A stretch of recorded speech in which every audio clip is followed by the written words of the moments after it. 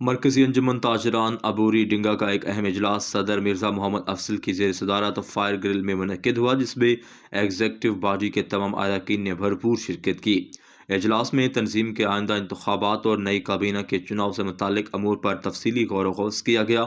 ارکان نے اتفاق رائے سے فیصلہ کیا کہ الیکشن کا عمل جلد از جلد مکمل کیا جائے تاکہ تنظیمی معاملات کو فعال انداز میں آگے بڑھایا جا سکے۔ اجلاس کے دوران ڈنگا شہر کے دکانداروں اور تاجر برادری میں پیدا ہونے والی بے چینی پر بھی گفتگو کی گئی، جو آر کمپنی کی جانب سے صفائی بل موصول ہونے کے بعد پیدا ہوئی۔ تاجران نے اس معاملے پر شدید تشویش کا اظہار کیا اور فیصلہ کیا کہ ضلعی مرکزی انجمن تاجران گجرات کو اس صورتحال سے آگاہ کیا جائے گا۔ اس مقصد کے لیے ضلعی صدر مرکزی انجمن تاجران گجرات جاوید بٹ کے نام ایک خط بھی تحریر کیا گیا، جس میں ڈنگا کے تاجروں کے تحفظات تفصیل سے بیان کیے گئے۔ اجلاس میں عہدیداران نے شرکت کی۔